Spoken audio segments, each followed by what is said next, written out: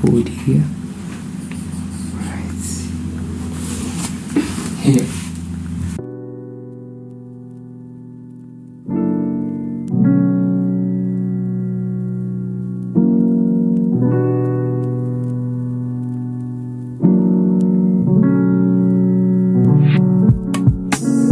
Please shut your mouth when my God's talking up. Need him in evenings and seasons of doubt.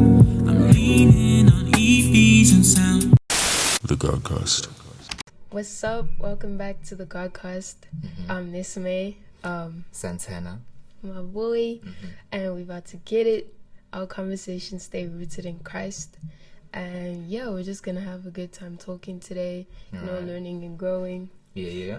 For the new people, what's up? You in the building with us? So yeah, we asked you guys a couple of questions last time Yeah. So, on Instagram. yeah. Just to interact with you guys and just to learn and grow together even more. Yeah. And so we kind of picked like questions that were personal to us, and we're going to speak about that. We did some studying, Bible research and everything, just to see what the Bible says about it. Yeah. So yeah, I'm gonna do the first question. This question is love alone enough? Yeah, so basically I have a couple scriptures that I just want to read, and then I'm gonna get down into like a personal view that I have. Yeah. So yeah, Okay. the first scripture is 1 Corinthians 13 verses 4-7. It says, love is patient, love is kind, love does not envy, love does not boast, love is not proud, love does not dishonor others, love is not self-seeking, love is not easily angered, love keeps no record of wrongs, love does not delight in evil but rejoices with the truth. Yeah. It always protects, always trusts, always hopes, always perseveres. Yeah. I think it's like, it says a lot about love. Yeah. But yeah, so I just wanted to say how, what I've learned and my personal growth with the love situation. Yeah. God literally had to reteach me how to love, because what I used to think love was I could only love someone to the max, or like to the fullest, if they weren't in my family. Yeah. So like a boyfriend or best friend, Yeah. Stuff like that. Yeah. Absolutely. Just because I thought like the family circle, like the blood circle, love was just compulsory. Yeah. That's what I thought about it. Just like standard by default. Yeah, because Yeah. we're family, we're around each other all the time, we're related, so like surely you guys are supposed to love me, Like, and I'm yeah, just yeah. supposed to love you, right? Yeah. Which is not correct. People always say like you don't get to choose your friends. Yeah. You get to choose your friends, but you don't get to choose your family. Yeah. And I agree with that, because at the end of the day, you have to choose your friends very carefully and wisely, Yeah. and the company that you choose to be around, right? It says in 1 Corinthians chapter 15 verses 33, it Yeah. says bad company corrupts good character. Yeah. So like that's true, man. Yeah. Facts. I agree with that completely. Yeah. And I also learned, I spoke about it in the previous video, where I took time off from my friends that were bad influences on me. Yeah. And I learned like, that wasn't me. But so God literally had to reteach me how to love, in terms of you don't get to choose who you love. Like you get to choose your friends. Yeah. It's like completely wrong. It says in the Bible the most important commands from God are to love God, and then to love others as you love yourself, Yeah. and then also above yourself, actually. Yeah. So yeah, he had to teach me that. And it was like it was a pretty hard thing to do, Yeah. because you actually have to put effort in to loving your family. Yeah. Because you're around them all the time. They know you at your worst, Yeah. your lowest. They know you At your best your and everything. peak, at your best. So it was like a bit hard. It's like, you have to keep on loving people intentionally every single day, right? Yeah. But yeah, and then I just wanted to speak about what love is to me. So basically, I learned that love for me is forgiveness. Yeah. Like that's the main thing that has stood out to me Yeah. so far in this journey with God. Yeah. Like, you know, especially when people mock you, they make fun of you, like they're screaming at you, just saying all of these mean things. Yeah. Sometimes even, you know, disrespecting your faith. Mm. You know, when people judge you because you bring up Jesus like every 10 minutes. Yeah. It's like, what do you expect me to do? I love him. Yeah. If you had a boyfriend, a girlfriend, you would bring them up a lot. Yeah. If you Facts. really love them, man. Yeah. So, yeah, he had to reteach me that. And then 2 things that he taught me was to forgive others Yeah. as he has forgiven me. Which is like, yo, every time I mess up, every time I say the wrong thing, every time I do the wrong thing, like, I repent and God just forgives me. Yeah. You know? Mm. So, yeah, I had to learn that even when people are coming at me, I think it's Ephesians 4 verses 32, where it says we need to forgive others because Christ God has forgiven us. Yeah. And he still forgives us every single time. Yeah. So, yeah, you had to teach me that. And then the second thing was there's a time to speak and there's a time to be silent. Yeah. Yeah, and that's Ecclesiastes 3 verses 7. That hit me, bro. Because, you know, obviously, it's only natural for people when they're coming at you to retaliate. Yeah, and react. Get your point you know? across and everything. Yeah. Exactly. It's like, nah, if you coming up to me, like, with all of these things, like, I'ma just diss you right now, right here. Yeah. Like, hard. Because you have it all in your head, you know. You have the comebacks ready and everything. Yeah. But that's the hardest part about forgiveness. It's like, even though you may be right, even though you didn't do anything wrong, Yeah. and they did, Yeah. you still have to forgive them for what they're doing. You know, I mean, Jesus was on the cross for us. Yeah. He got slashed, I don't know, 39 times on his back or something. Yeah. And people were just kicking him, throwing dirt on him, but he still was up on the cross, like, Yeah. just, you know, forgive them because they know not what they do. Yeah. Because people, at the end of the day, they might be lashing out because of the stressful things in life that they're going through. Yeah. Yeah, so I had to learn that. And then, you know, it's not always easy to keep quiet. It's not. It's hard, bro. It's not easy. Like, it's something Yeah. that you have to teach yourself. And Yeah. for me, it was repeatedly just saying, like, yo, forgive them. God forgives you every single time. Yeah. So I had to keep saying that. And, you know, at some point it becomes natural. Yeah. Even though you have these thoughts. But it was so difficult for me because my spirit and my flesh, like my evil desires, are always at war with each other. Yeah. It says that in, I think it's Galatians 5 verses 17. It says your spirit and your flesh are at conflict with each other, like, Yeah. all the Constant time. conflict. Yeah. Yeah. So, like, on one side, my spirit is telling me, like, yo, just forgive them. Like, say sorry first, even though you're not wrong. Yeah. You know? Yeah. Apologize first, carry on serving them, carry on being nice to them. Yeah. Kindness, you know, gentleness, Yeah. love them. And then on the other side, my flesh is like, just ignore them Like, for the rest of the Yeah. day. It's just like forget them and everything. Exactly. Like, Yeah. don't apologize. Yeah. Stay mad at them for like a month. Say something back, lash out. You know? And yeah, I mean, that's like the hardest part for me. But just remembering, you know, Jesus forgives me every single time. That's So like, you just have to do that for other people as well. exactly. It's like, I mean, as Christians, we want to live a Christ-like life Yeah. at the end of the day. So Yeah. we should be trying our best. Even though we mess up, you know, we should still try and learn from those mess ups. Yeah. And you know, do better the next time, you know, Yeah. we're going through something. And what also helped me was just keeping in contact with God, you know, if people are coming at you. Yeah. Like, that happens to me a lot. I'm having a conversation with you, but I'm also having a conversation with God. Yeah.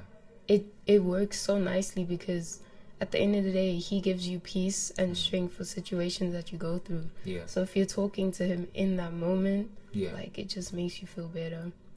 Yeah. And then, yeah, I also wanted to just encourage some people out there, like, even if you feel like you're placed in your home, in your school, in your environment, and there's like people around you that are hard to love, and you might get frustrated, like, God has placed you in that moment for a greater purpose. You might not even know about it, right? You could be the one to like break off generational curses, like that your family has passed on to you, and now you have to burden that. It might be the reason you have anxiety, you have depression, you feel as if a man, you're not allowed to express your emotions properly. That could have been passed down from like generation to generation. So I just want to encourage you to even though it's hard, may be difficult to love people around you, God's placed you in that place for a reason, for a greater purpose. And then I just wanted to say, like, one thing that I do to kind of like take my mind out of that negative space of thinking, and that out of that frustration, right, is I carry on serving. Literally, if someone had to shout at me now, and like just get over and done with it, the first thing I'd do is apologize to them, and then serve them. Like, it could be the simple thing of like making tea for someone. Straight after they, went at you. It makes me feel better, and it takes me out of that space. Like, yo, I was frustrated a minute ago, and then I started being kind again. Not that I stopped, but I just carried on being kind. And I did acts of service, and it just made me feel better. And I mean, it can be anything for you. It can be like singing, dancing, exercising. I mean, it could be watching a sermon. It could be talking with God. It could be anything, but just, maybe find that thing that kind of gets you out of that mind space that isn't toxic for you, firstly, but it also, you're talking with God and his peace is just overflowing in your body. So basically that's the thing I wanted to say about love. And it's not easy. It's not easy. Love. If love was easy, we'd love everyone and the world would be a better place. But it's kind of easier to hate than to love. Hate is so easy, bro. You don't have to talk to that person. You don't have to be kind to them. You don't have to, try and put up with them.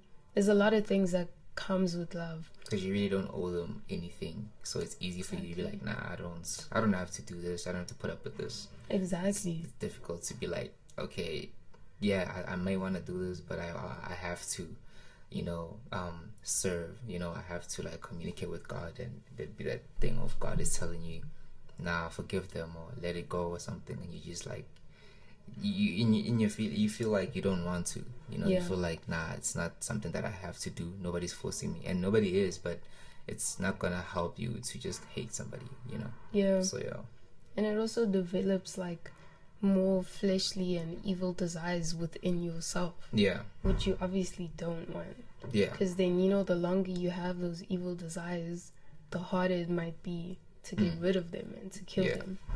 But that's what that's the research that I did, and thank you for that question. Like, I really appreciate it, because it made me look within myself and find the answers as to how I maneuver around people and how I show them love and kindness, and how I've grown from like last year, because just last year I didn't know how to love people. I just had the wrong perception of what love actually is. And once I read the Bible and watched sermons about it, and just studied how to maneuver and how to be more Christ-like, it became more apparent to me.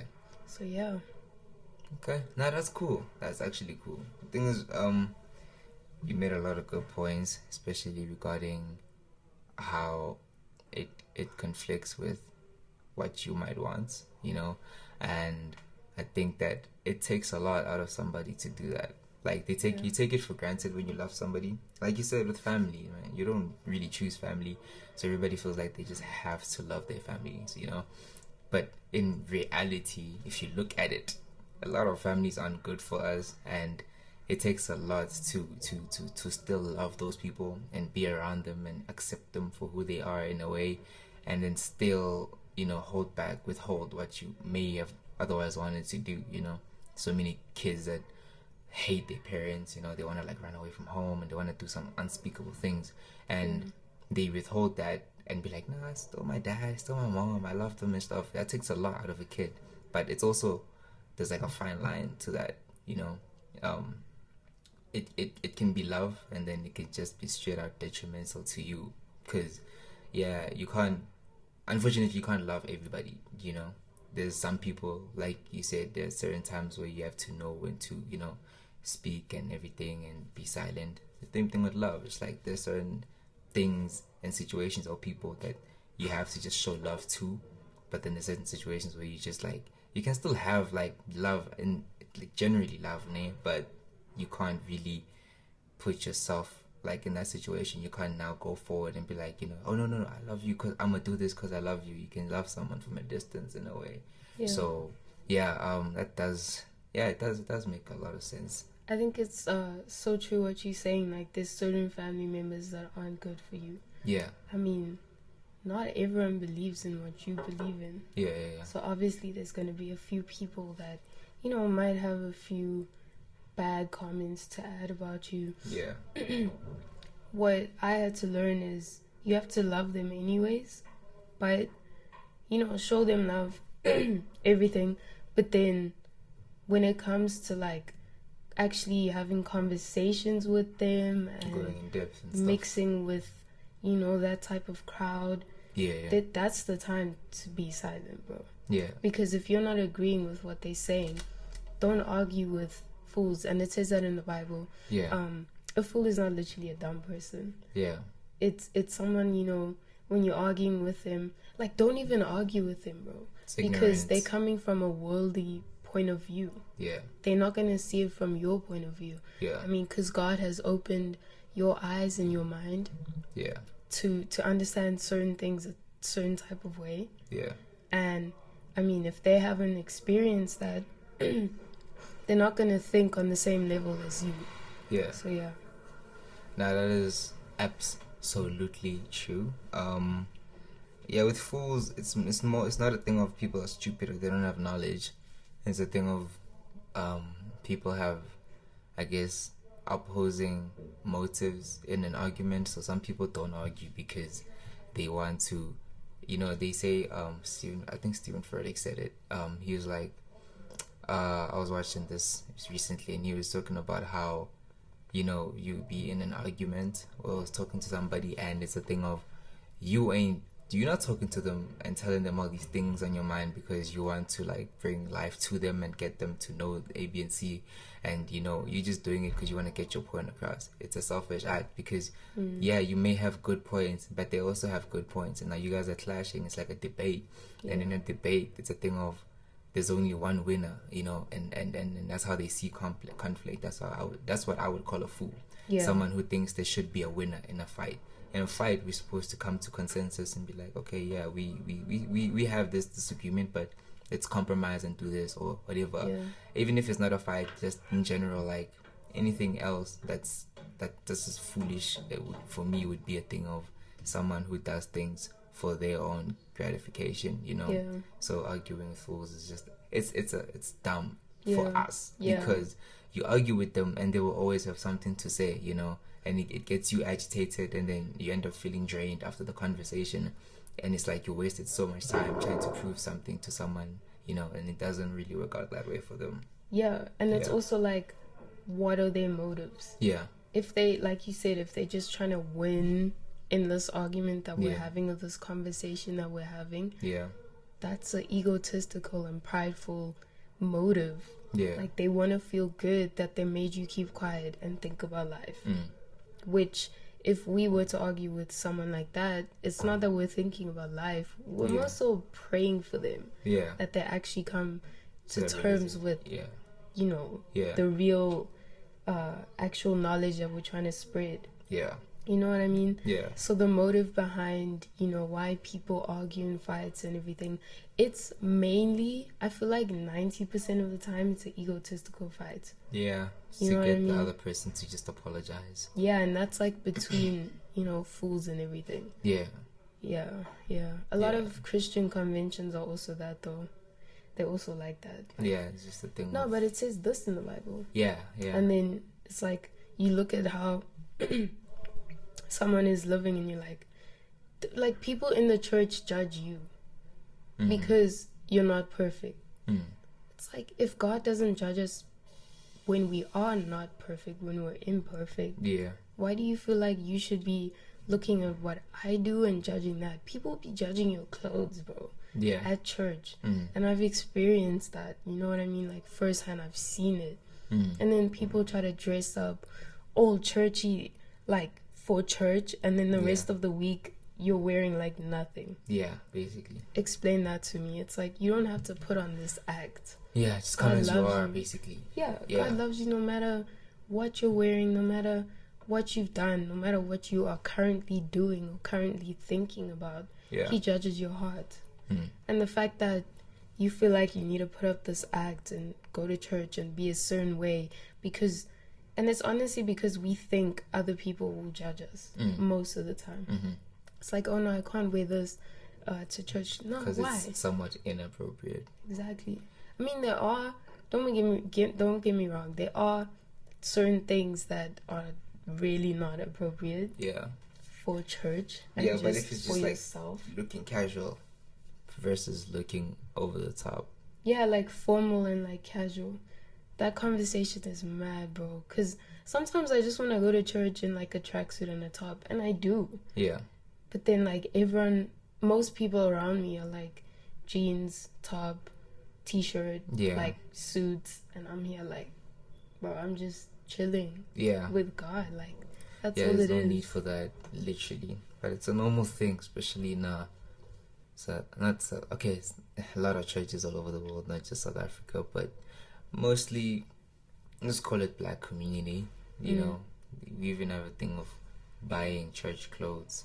You know, you see something like, yeah, man, I could rock this at church. And I mean, it might not always be because you want to impress people or whatnot. You might just like it, but most of the time we think that we have to look a certain way.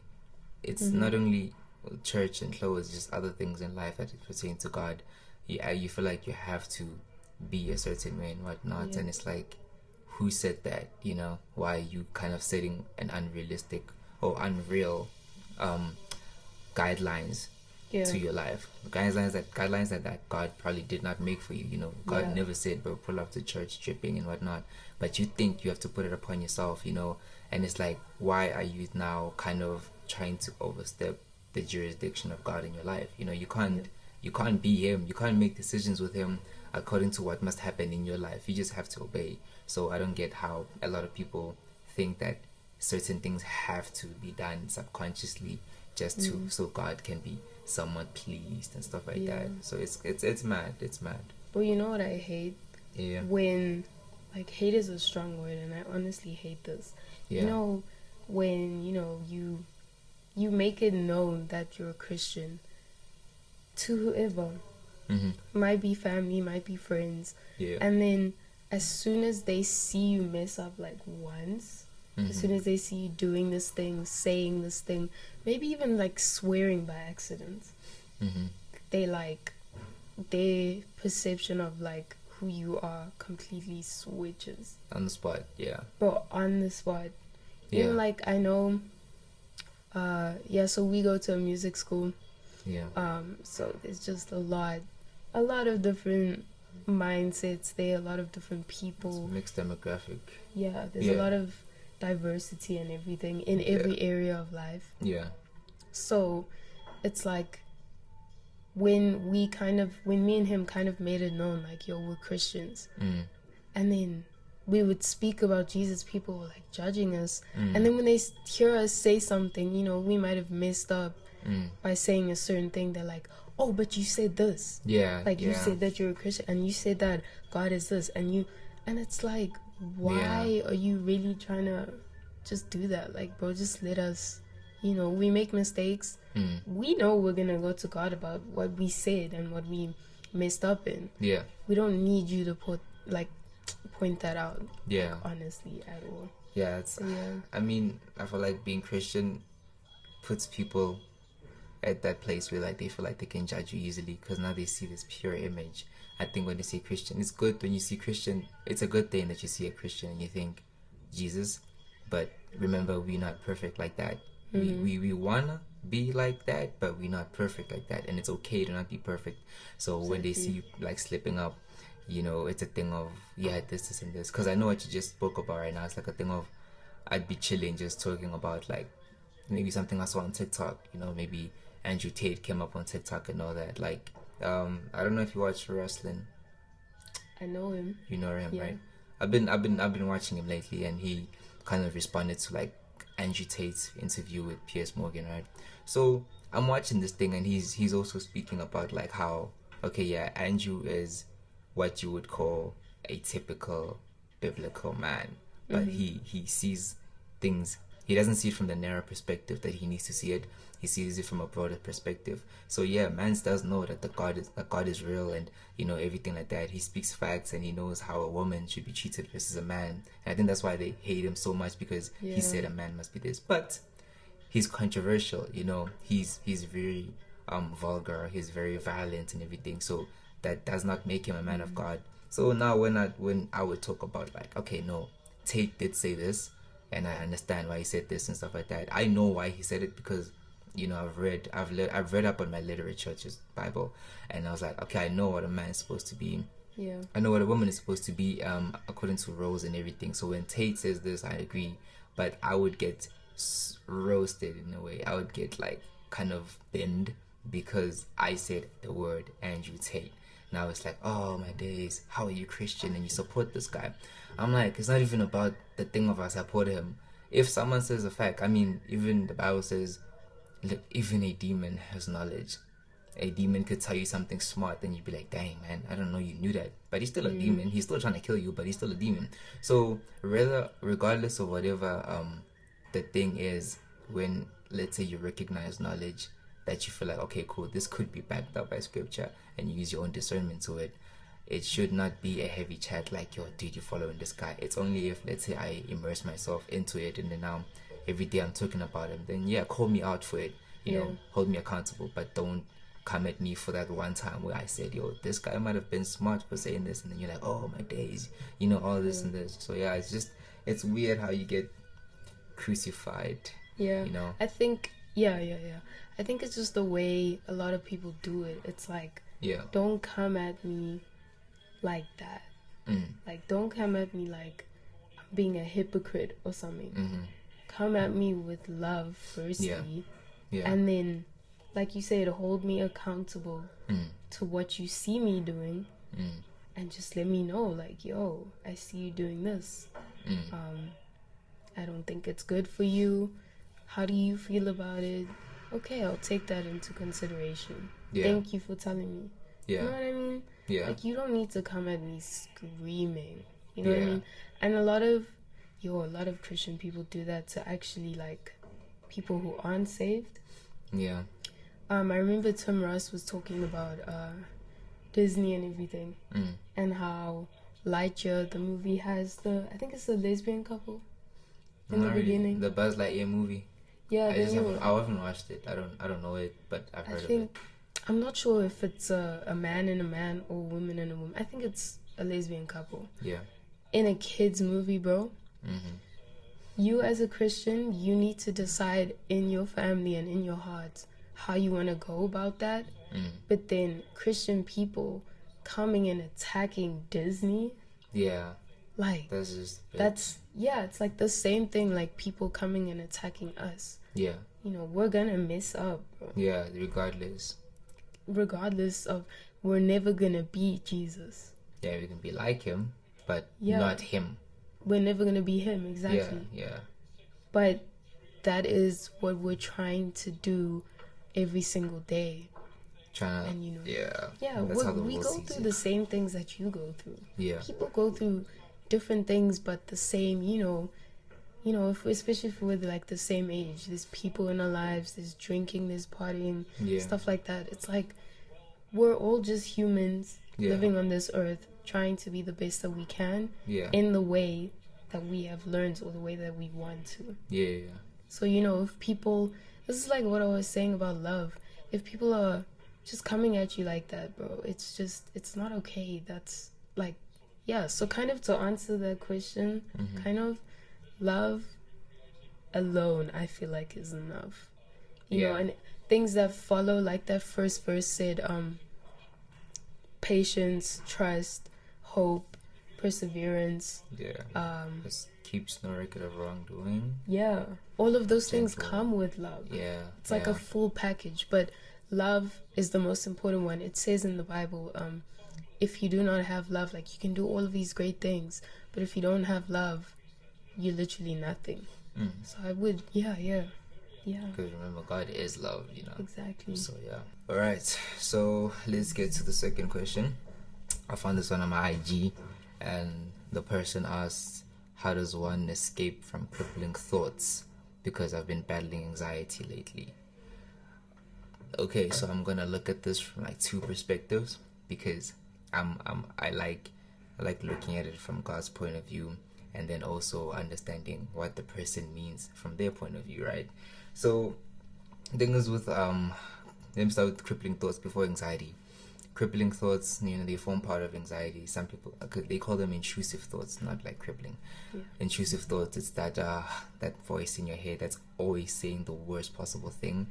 It's annoying, it's frustrating, it makes you feel uneasy. You're always fidgeting, and you're like, what is it? You know, what is it with this voice? Like, should I actually do these things, or should I feel this way? Should I see myself this way?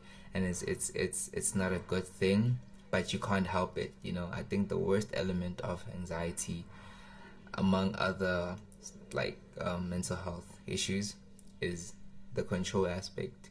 It seems it's like there's no control over it. Because I mean, if you could turn off depression, you could. If depression was like sadness, you know, because when you sad, you do something, or you like cry for a bit and then you feel better, you know. Depression, you can't just cry and feel better. It's something that just keeps going. So same thing with anxiety and all these things. So with crippling thoughts, from a biblical point of view, that's just the enemy. If it's something like the only difference you could have in terms of if you want to know if it's the enemy or if it's just you sabotaging yourself, is how much can you control of that? Like, are you telling yourself something that you've already known for a long time? Maybe these like crippling thoughts are things that have been circulating in your mind for years. So if it's been there for years, it probably began with the devil telling you these things, but you ended up adopting it and got comfortable with it. So you're like, yeah, man, this has to be me. So you end up like feeling this type of way. But if it's something that you feel like it's out of your control, you feel kind of crazy, you know, and all these things, it's probably from the enemy. But he's not really doing anything. What the devil does is he takes what you see and puts a filter on it. Think of Instagram. When you turn on your Instagram and you look at your normal camera, some people might look at themselves like, I don't look nice, and you put a filter on and you look beautiful. The devil does that, but sometimes in the opposite. So he puts on a filter that makes you see everything is completely distorted. So you're in a situation where, let's say, because a lot of people are writing finals right now, you write final exams, and because everybody's saying, dude, this thing is hard, the devil's like, there's an opportunity for me to make him believe it's hard, and then maybe something happens and you flop a test, right? But you have like a lot of other tests to catch up on, but this one test you flopped on, he's gonna make you believe that, you know, oh man, you're not gonna make it, you're not gonna pass this year, you know, all these things, and then you end up having intrusive thoughts, and then you go back and you even start remembering what maybe your parents said about like this degree or this whatever, and then you realize you feel like a failure and all these things. You know, you go back to so many things that were like irrelevant only because the devil is distorting your perception. So for crippling thoughts, man, it's a thing of you can't say don't listen to them because they're in your head, but you need to sit down, because now you need to sit down and be able to kind of take your thoughts to trial. You know, you need to sit there and be like, okay, why do I think like this? You know, when I do this, why do I think of doing this? And everything, and understand, is it even worth it? What are the consequences of this? I mean, those seem like boring things to do, but if you do that, it gives the thought less power over you, and then you end up feeling like these little thoughts and everything, these feelings and desires that you have are kind of minuscule, and you can end up seeing the bigger picture, right? So that's just like one perspective of it. The other perspective could be, I really don't know how the person might feel, because obviously people have different types of crippling thoughts. I'm not in their brain, but I could probably guess that maybe they just struggle with a lot of conflict. There's always like forces fighting each other within themselves. And I just feel like it mostly happens maybe if the person is in a point in their lives where there's a lot that they are not sure of, maybe even themselves. Uncertainty. Uncertainty, right? Because those words, uncertainty, confusion, distortion, those are all from the devil, and there's nothing about God there. That's one thing people don't understand. Like, you should get the fact that if you feel some uncertainty, it may sound like a harmless word, but trust me, it is not from God. And if it is not from God, there's no middle ground. There's no half God or whatever. It's all from the devil. So confusion and stuff, everything with God is clear. God only speaks the truth. Exactly. There's no uncertainty there. Yeah. So the these thoughts are things that are there to confuse you. So if someone says you're beautiful, these thoughts will tell you that no, they're only saying this because they want to take advantage of you or whatnot. So don't believe them and whatnot, and you downplay yourself. Because I'm a testimony of crippling thoughts, and it's something that I've only recently started like working on, right? It's the thing of my music, for instance. There was a period where I was like, okay, I'm quitting. Not music. I was quitting music, right? I was like, nah, I'm tired of this stuff. And then something told me like, nah, okay, I can still keep making music. I just need to redirect my music, right? So I tried that, and the progress I made from where I came from to now, yeah, it is progress, but I forced myself to kind of go from point A to Z. And I realized that it doesn't have to be like that. It has to be like progress. But the progress was just so slow. My thoughts started kicking in. I started telling myself, like, "Doc, am I even gonna make this? Do I even care about this stuff?" And then I ended up telling people, which I shouldn't have done, that I don't really care about getting known for my music. I don't care about clouds. Like, I'm not a person who's searching for it. But I told people, like, nah, dude, I'll make music, and I wanna make something out of this, but I'm just not like into the whole fame thing, stuff like that. And now I'm saying it and I'm speaking it into existence, whereas maybe that was God's way of like showing me something. Maybe God has me being known for my music in my journey, but I'm kind of speaking against my own blessings, right? Because of these thoughts. Because to me it made sense. Because I'm like, yeah, man, y'all are chasing cloud. I don't care about cloud. And it seems cool to say, but deep down you realize, okay, if I don't care about clouds and all these things, what am I doing with music? Why do I keep making music and uploading it if I don't want it? And then you realize that, nah, there's confusion now. And that's the devil. Because originally I did want to get like known for my music, right? Because I love making this. I want to share it with the world. So the only way you can share it is if people know who you are. So now I kind of downgraded my own like ability, and like it's like other people could see it in me that, nah, this boy is not that confident in himself anymore. So that's how you get situations where things don't blossom the way you want them to at the time, because you spoke down on it. And that's how intrusive thoughts begin, right? They start telling you these things, and you're like, okay, yeah, maybe this is correct. And then you speak it into existence and you live it. And as soon as you live it, that may not be the reality you began with, but it's the reality you created for yourself. And then now you live in this thing, and then when the reality comes true, the thoughts are confirmed. So you think it was true all along, whereas you messed up by giving these thoughts that much power, and then the thoughts kind of became your reality. So it's messed up with crippling thoughts. Yeah. I just want to say something. Yeah. It's also these thoughts, like, to kind of I watched this video with Stephen Furtick and Caroline Leaf. We actually have a lot of control over our thoughts. It's actually completely in our control. It's just when we decide to not bring these things that we're feeling and these things that we did, and we feel bad about it, and we feel the guilt and shame. It's when we don't bring that to light and we just shove it to the side, where you actually let it linger longer in your mind, and then you start believing it even more. And even if you don't believe it necessarily, if you just shove it to the side the whole time, it's like at some point it's gonna come. You're like literally forming a memory, and then at some point in your life it's gonna come back up, and those same emotions that you felt are gonna hit you like a wave, bro. That's why we have to, like, if you're feeling guilty about something, if you're feeling bad about something that you said or something that you did, if you don't know what you're feeling but you want to express that somehow, just tell someone that you trust. You know, tell one or two people. Bring it to God, especially, because once, you know, God's going to take up all our burdens for us. So if you bring these thoughts to him, he's going to help you deal with them. Yeah. You know what I mean? Yeah. But yeah, that is facts.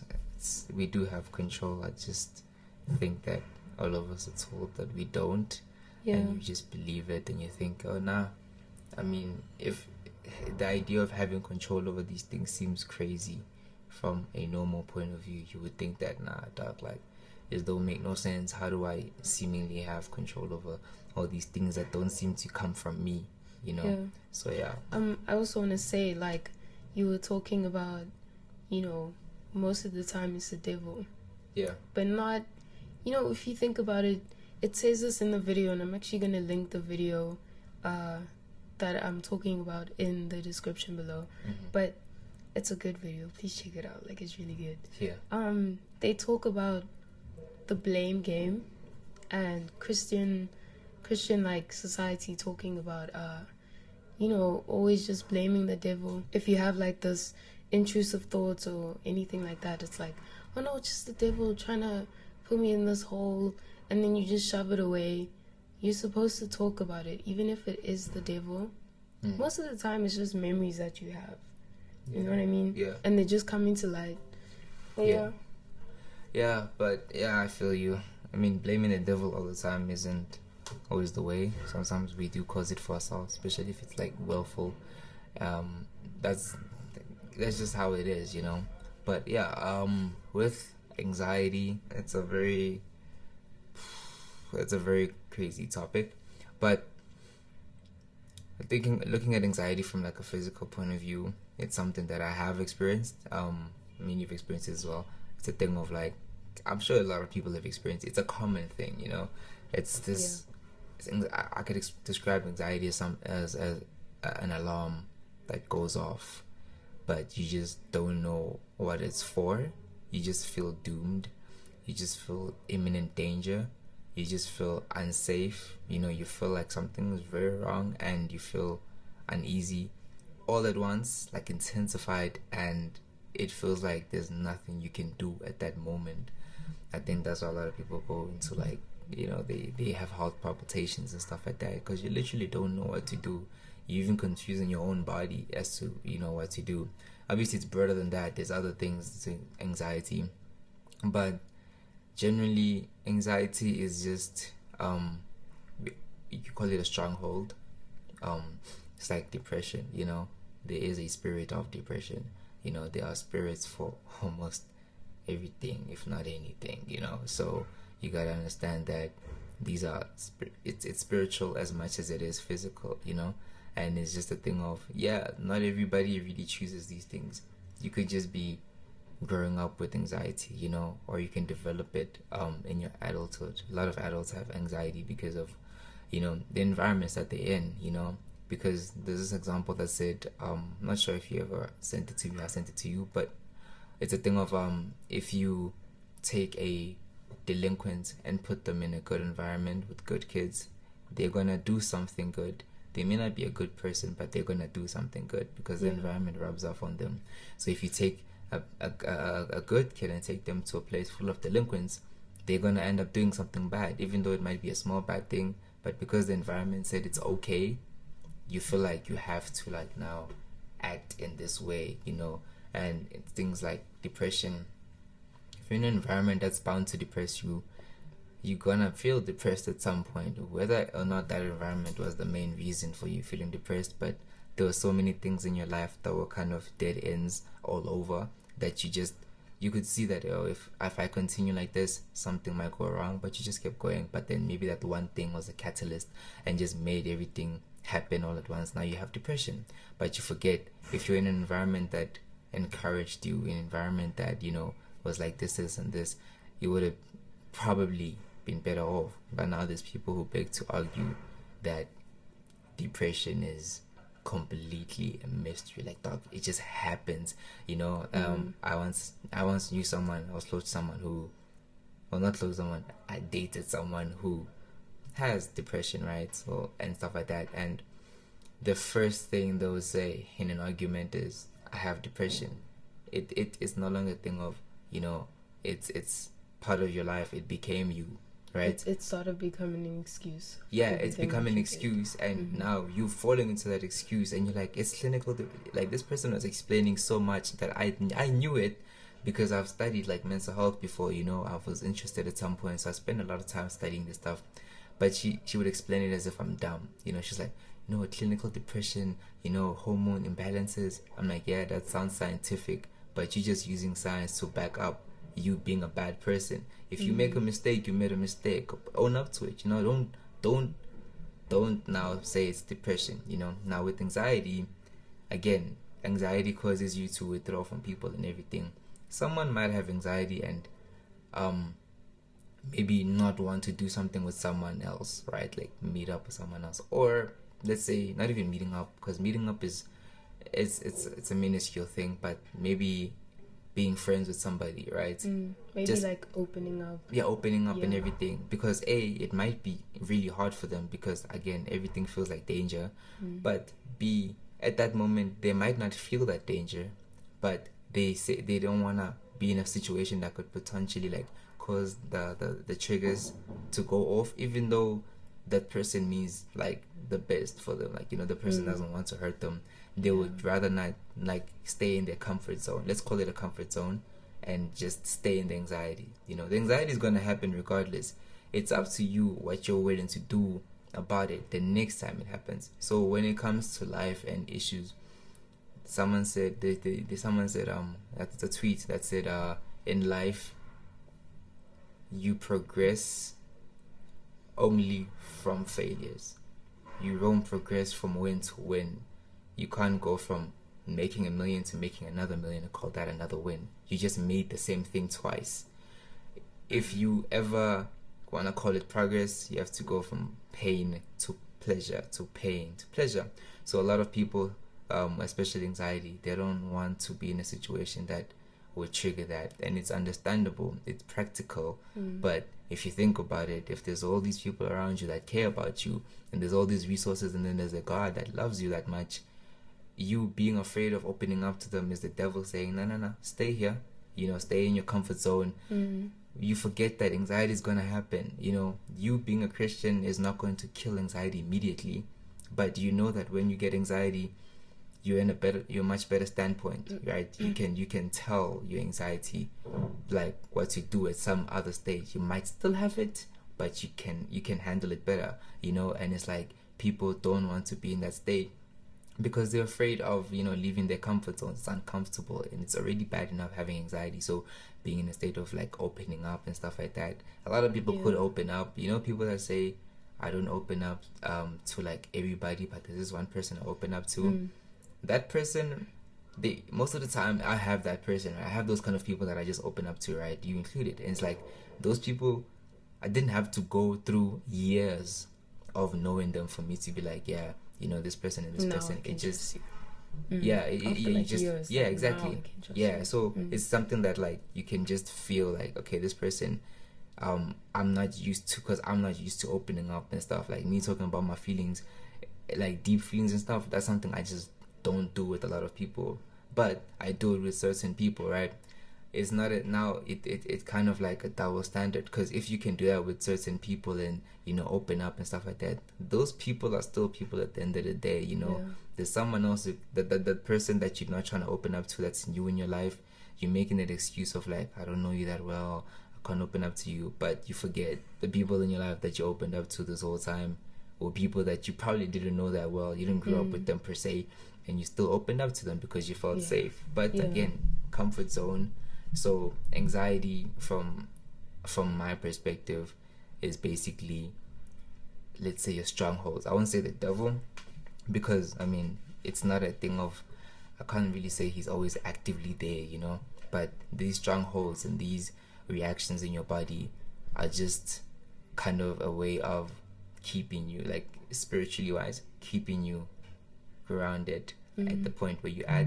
And it's like you can't really elevate, right? You can't look up and be like, oh yeah, I want this, and I'm gonna become this, I want to achieve this with God and everything, because you're afraid of this, and you feel like it makes you feel like you're not worthy of God's love. And that's a lie. Everybody's worthy of it. It's up to you to accept it. But everything that you experience will make you feel like you're not worthy. And like, let's say you develop addictions and stuff from, like, all these things that you're facing, mental health problems. You're gonna end up feeling like, oh yeah, I smoke, I drink, now I do this, because you're trying to deal with you're trying to deal with this thing in a bad way. yeah. And then now it makes all of that combined makes you feel even worse in terms of going out and be like, yo, I need God, because now you think that God is gonna hate you for that, Yeah. And I think that's why a lot of people who have these serious mental health disorders, it's very difficult to just be like, yeah, I know God this and God that, because I know people who have the mental health disorders, and I think the best example I could ever give is past relationships, right? That's the only place where I knew how mental health disorders work. I never really understood it until I saw it live. So in the past relationship I had, it was like we are both Christians, and we did a lot of we were watching sermons, praying and all that stuff. But when it got real, the first reference was not God. And that's the whole the idea for mental health disorders. The first reference should be to attend to whatever it is that's going on. If you feel depressed and you feel suicidal, that's what should be that's what it makes it the main focus in your mind for that moment, and you completely sidetrack from going to God, right? Because I remember having a panic attack one day, of my first panic attack.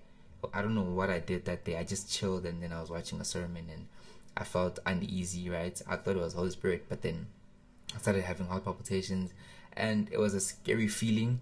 And I tried to pray, because I was like, I don't know what it is that's causing me to do this. So I kneel and pray.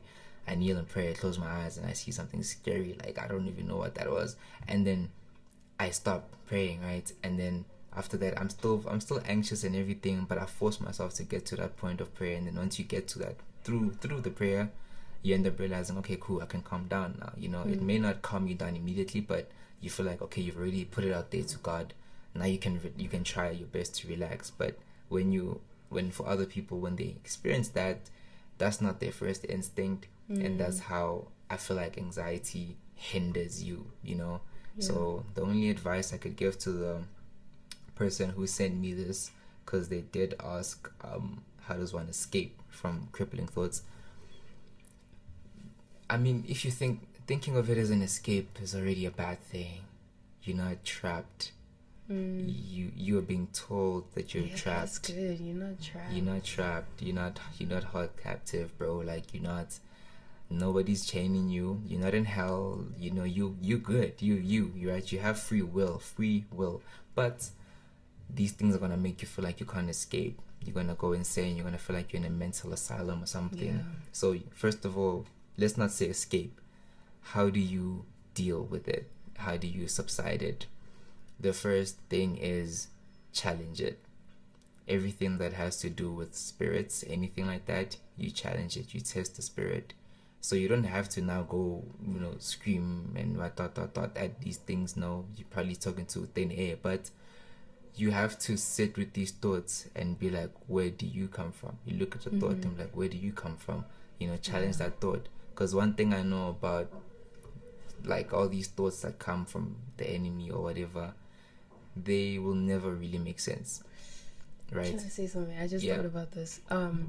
What you're saying is like, challenge it, look back at where it came from. I feel like it's more so evaluating what you did. Yeah. So another thing for me is like, at the end of the day, if I feel bad and if I just feel, like drained and my energy's just not there, and I kind of, just that weird feeling where you're not sad, but you're not like happy. You're just like, what is it called? There's a word, dissociated or something like that. Dissociated. I think it's the right word. I'm not sure, but like you're not happy or sad. Yeah, you just in the like, middle. Like, I don't know. Just call it mellow for now. Mellow, yeah. Like mellow. So I would look at what I was doing throughout the day. Bro, were you on TikTok comparing yourself to people the whole day? Because if you're doing that, you're not going to feel, firstly, confident. Yeah. And that could be a reason why you have maybe social anxiety, why people have that. Yeah.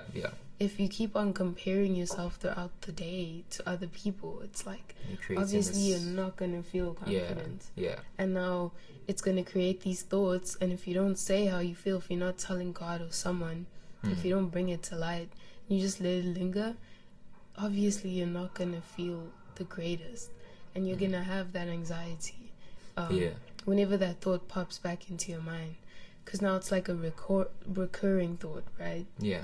And then, so yeah, just, were you watching TikTok videos comparing yourself? Were you listening to music where they call people the B word and like they swearing and just using vulgar language everywhere and talking about killing people and, like rap music and stuff? Like, what were you doing throughout the day? Were you watching, like, because content, what you take in is very important as to how you feel and what you think about. Yeah. Because if you're watching something about maths, you're going to be thinking about maths, bro. Yeah, facts. You know what I mean? You're going to be teaching yourself about maths. Yeah. But it's literally the same thing. If you're watching a smash or pass video on Maydays, if you're watching that, the whole point of that video is to judge people. Yeah. So now you're going to have this thought in your mind, like, whenever I go out, this is what people do to me. Yeah. Like, they just judge me as I'm just walking about my life. Yeah. So I'd rather not go out. I'd rather not speak to people because I feel like all they're going to do is judge me. Yeah. So, yeah, like you said, it's very important to just challenge yourself and try and think about where those thoughts are coming from and what you've been doing that now produce these thoughts. You know what I mean? And it could be something that you've been doing for like the last 5 years. Yeah. It could be anything. Like, maybe you're watching this series and those thoughts popped up because of that. But yeah, I think you're right with what you take in is important, because I mean, you are what you eat in a way. So it's the thing is, you're right. I don't know, I can only say, no matter what you do, eat or drink, give glory to God. That's you know the what I thing. mean? I just thought about that, but because I think the most primal example is when I watched Lucifer, the show. I watched it from beginning to end. And now I watched it from last year, right? My faith wasn't that strong and everything, but I knew God, and I remember asking, I was my ex-girlfriend now, she was my friend at the time, so I remember asking her, like, yo, I'm watching Lucifer, I don't know how to feel about that, I mean, it is a cool show. For me, I was like, man, it was cool, it was funny, satirical and stuff like that, and they weren't mocking God, it wasn't about that. So I was like, okay, is this cool? I mean, I know now it's not, but like, back then I was like confused. So the person was like, nah, use your own discernment, right? And I watched it from beginning to end, everything was cool, up until I started like kind of dumbing down the devil's presence. I would start seeing the devil not as bad, not to say he's a good guy, but like I'd be like, oh man, it's just the devil, you forget it's an enemy, but you just like, nah, because Lucifer is seen as a charming guy in the show, and you don't really get scared of that stuff no more. You're like, oh man, these people hang out with demons and all that, it's a normal thing. Everybody's got demons. Kind of desensitized. That's the word I'm looking for. So I'm like, that I'm looking back at it now, and I was like, I did see it like that, and it's only because I watched that show, because that show is the only reason why I would see it like that. Before, when you said the devil, I was like, I would take it seriously, and now, the devil? Yeah, exactly, right? Because even when they dropped it in 2013, and they told me there's a show called Lucifer about Satan. I'm like, I'm not gonna watch You're that. probably like, I was like, nah, it's probably horror. I'm not gonna watch it. Then I watched it. While I realized it's not horror, I'm like, oh, now this is interesting. And then it makes the devil seem like such a misunderstood character and all that stuff. And then you end up feeling like, oh, no, it ain't too bad, and all these things. So yeah, what you take in is very, very important. Yeah. It's just that a lot of people take in a lot of different things at different times. I guess that could play a really big role in how you see life, especially life outside, especially if you're not someone who doesn't go outside a lot. It's gonna affect how you see life. If you think that women are supposed to look like this, or men are supposed to act like this in whatever situations, you're gonna act like that in social situations, and it's not gonna be pretty, Yeah. So Yeah. So I just thought about something. It's, talking about those thoughts to someone you trust, someone you can like tell everything. Like bro, I have this addiction that I have this habit, and I want to bring it to you. Tell them every single thought that you've had about that thing. Yeah. Because you're essentially bringing the thought to light. Yeah. And when it's in the light, it's weakened. Yeah. Right? So now, if you just putting it out there means that this thought is weakened already. And now you just have to keep on dealing with it, right? Yeah. Like, dealing with it in a good way. And then also, like, talking to God about it. Because, people, it's good to talk about things to people, but then also bringing it to God, I feel like it would just, lighten your shoulders, bro. Yeah. That's what works for me whenever I bring stuff to God. Some habits. habits. Off your shoulders. Yeah. Some habits that I might have. He blesses you with peace. Yeah. And then I also wanted to say, there's in Tom Ross's podcast again.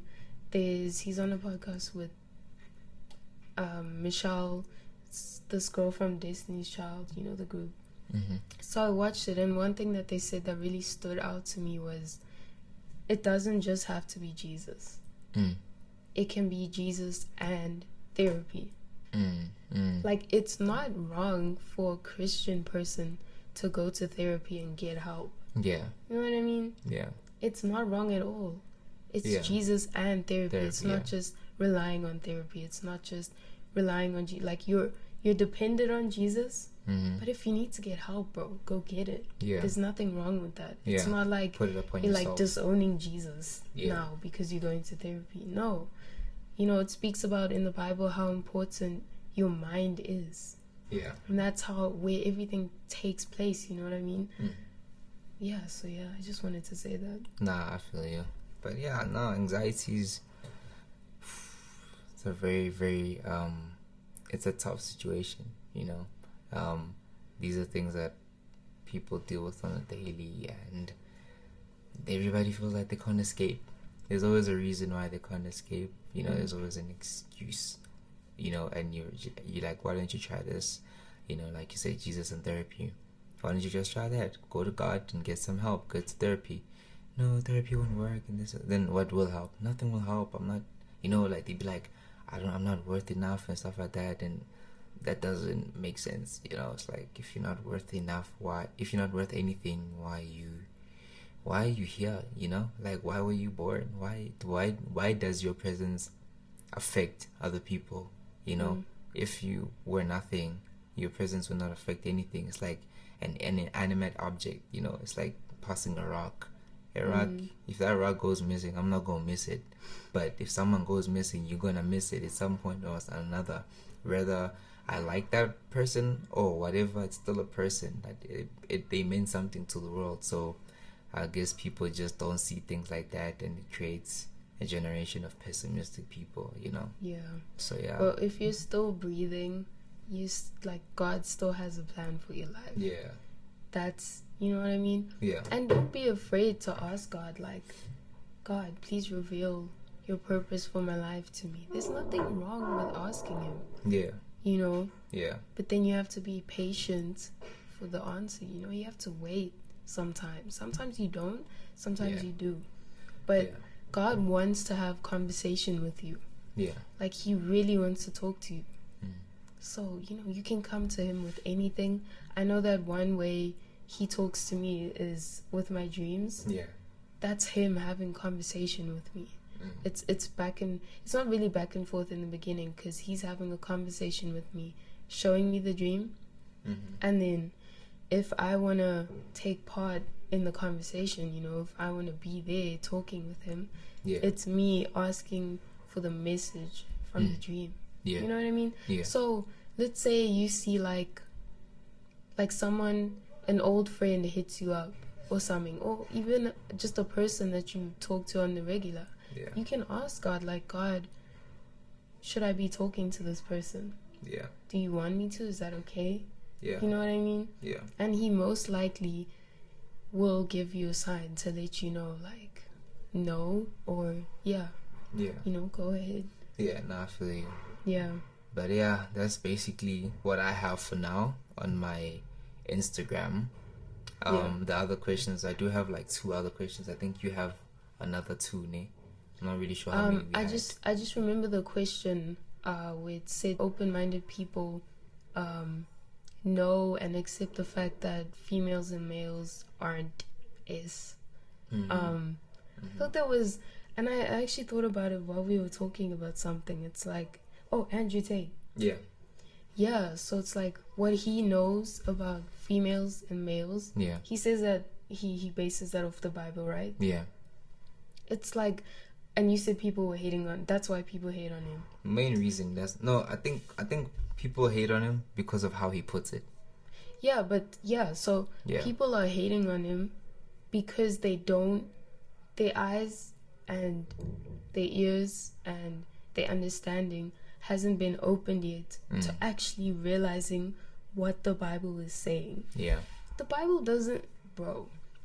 doesn't say it's okay for you to abuse your spouse. What? Because that's what, when it says your body, the wife's body is not her own and the husband's body is not his own, but together they own each other's body. Like, it's not like, that doesn't mean you can abuse your spouse and take advantage of their bodies. No. That's the thing. You know what I mean? Gender like roles, people, people just don't take it, and then that's where feminism comes in and all of that stuff. It's funny. I was watching something in the morning. It was kind of funny, but like he was like, he's talking to this transgender woman, right? So I don't know how that works, transgender woman or man, but it's a woman with a beard, basically. That's how I see it.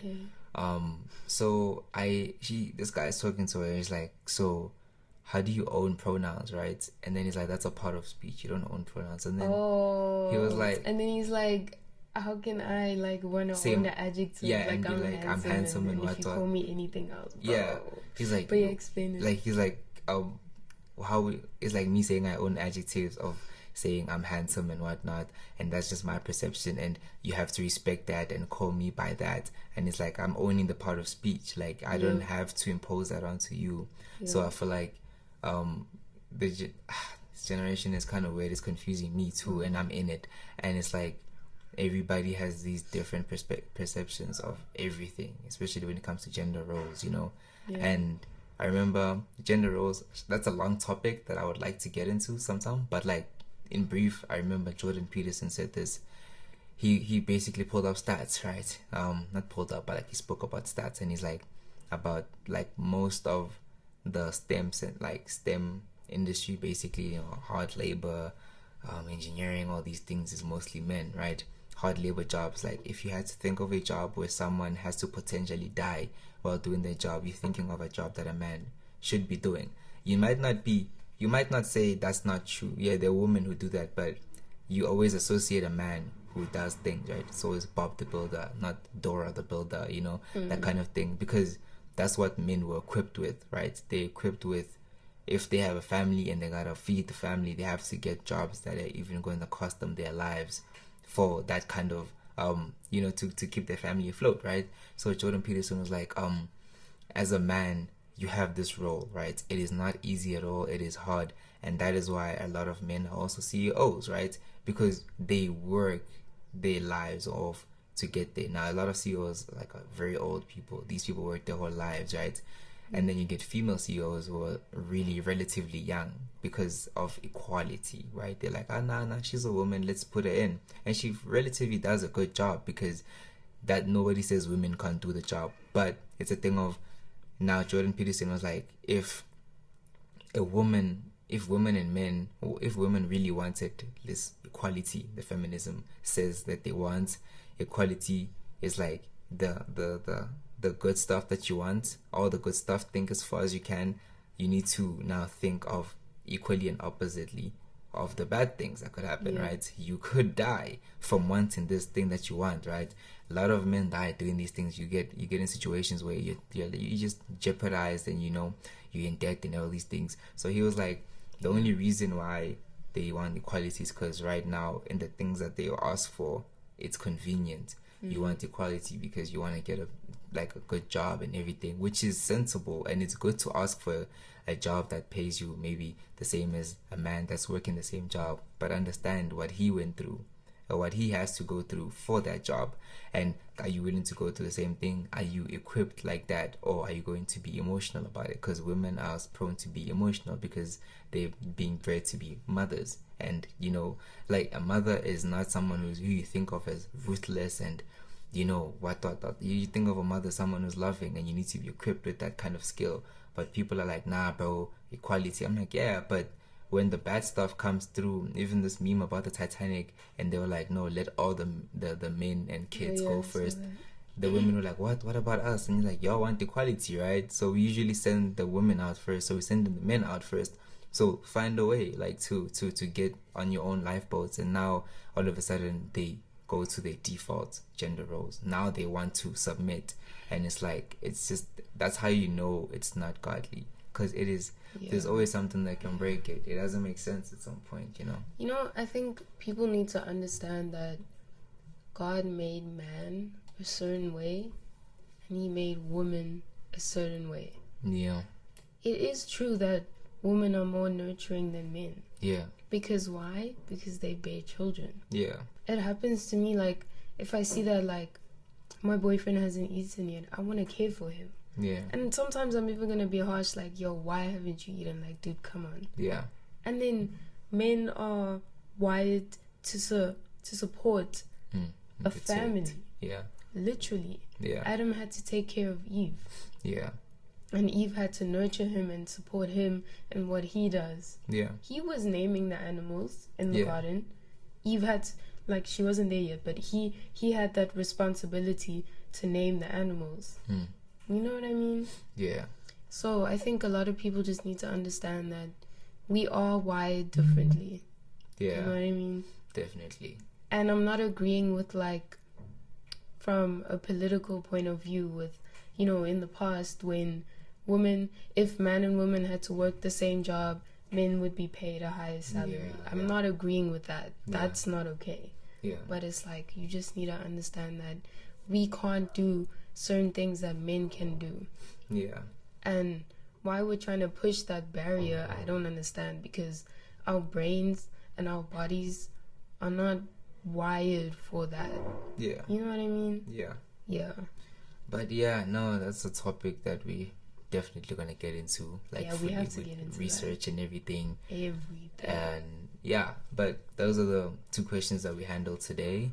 They were actually really good questions, in depth, and the others are just as we just wanted to, like, separate them so that these podcasts, like, aren't that long. You can just go, like, I'm not trying to get you like a 4-hour podcast. Yeah. So no, that's about it from my side. Yeah. I don't know what you want to add to it, though. No, I'm good. Thank you so much for your input. Thank you for, everything that you said. Word. I just want to thank you guys so much for the questions. They were really, really, really good. Yeah. Like, it got us thinking and everything, you know what I mean? Yeah. And thank you for joining us for another video. Also, I just want to say thank you for all the love on the previous video. Yeah, it's actually doing well. Bro, we had so much love and so much growth already. It was, like, crazy to me. I was up the whole time, like, God. Yeah, was getting, like, all these different messages and stuff, and I didn't expect it. It was just a thing of, bro, the messages, the testimonies that you guys sent. Yeah, like, it's crazy. This is something that I don't know how to explain it. Like I didn't expect it Yeah. to get that positive feedback. We just wanted to get it out there, you know. So seeing people be like, "Hey, dude, nah, I resonate with this and this. It's good," you know. It's Like you don't owe us really? that, but the fact that you guys even listened and everything, that's good. That's really yeah, cool. So we but I appreciate mean that. the fact that, like you're saying, the fact that you guys resonated with stuff that we were saying is like, really? Yeah, Like, yeah, You okay?